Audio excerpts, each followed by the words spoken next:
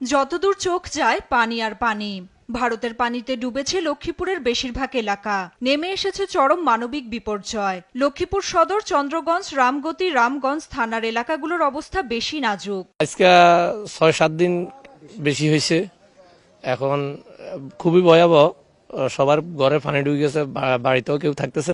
দেখে বোঝার উপায় নেই কার বাড়ি কোনটি। কারোর ঘর ডুবেছে অর্ধেক, আবার কারোর ঘরের চাল পর্যন্ত উঠেছে পানি। সবাই খুঁজছে আশ্রয় কেন্দ্র। ঘর ব্যাগে সমান সমান হানি লেভেল হয়ে গেছে সালমন। মানুষ যারা আশ্রয় কেন্দ্রে যাওয়ার, এখানে আশ্রয় কেন্দ্র হয় নাই এই গ্রামের ভিতরে, অন্য গ্রামে আশ্রয় কেন্দ্র আছে, যারা পারছে ওখানে গেছে। বন্যা কবলিত সদর থানা এবং চন্দ্রগঞ্জ থানাধীন বিভিন্ন ওয়ার্ডে এখনো পৌঁছায়নি কোনো ত্রাণ। তাই ক্ষুধার তাড়নায় ত্রাণের গাড়ির জন্য অপেক্ষা করছেন স্থানীয়রা। আমাদের অনেক ক্ষতিগ্রস্ত হয়েছে, আমরা এখন পুরো বন্যার মধ্যে বাঁচতেছি। টানের এদিকে কিন্তু কোনো ঢুকতেছে না, ঢুকের মতো কোনো পরিস্থিতি